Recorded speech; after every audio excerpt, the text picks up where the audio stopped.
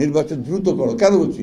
BNP ক্ষমতা যাওয়ার জন্য নো, আমরা বলছি নির্বাচনটা দ্রুত না হলে এই সমস্যাগুলো বাড়বে।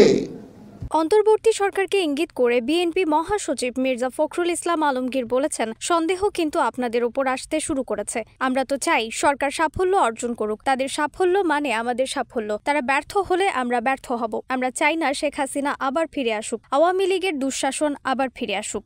জাতীয় প্রেস ক্লাবে জাতীয় বিপ্লব ও সংহতি দিবস উপলক্ষে বাংলাদেশ সম্মিলিত পেশাজীবী পরিষদ আয়োজিত আলোচনা সভায় তিনি এসব কথা বলেন। নির্বাচিত হয়ে এলে আমরা একা দেশ চালাবো না, এমন মন্তব্য করে বিএনপি মহাসচিব বলেন, আমরা একটি জাতীয় সরকার গঠন করব। যারা আমাদের সঙ্গে আন্দোলনে ছিল তাদের নিয়ে দেশ পরিচালনা করা হবে। তাহলে সমস্যাটা কোথায়? সন্দেহটা কোথায়? সন্দেহ কিন্তু আপনাদের ওপর আসতে শুরু করেছে। খালেদা জিয়ার সংসদীয় সরকার ব্যবস্থা ঘোষণার মধ্য দিয়েই স্বৈরাচার এরশাদকে সরানো গেছে উল্লেখ করে তিনি বলেন, শেখ হাসিনা যখন তত্ত্বাবধায়ক সরকার ব্যবস্থা বাতিল করল তখন আমরা প্রতিরোধ গড়ে তুলতে পারিনি।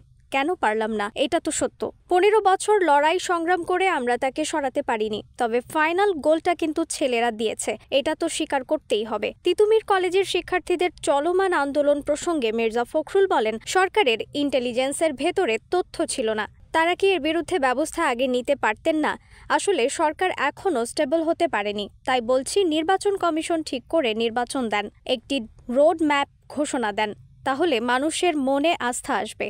দ্রব্যমূল্যের ঊর্ধ্বগতির কারণে অনেকে হতাশ হয়ে পড়েছেন দাবি করে তিনি আরও বলেন, অনেকে বলাবলি করছে এজন্যই কি সংগ্রাম করেছি? এতে আমাদের শত্রুরা সুযোগ নেবে।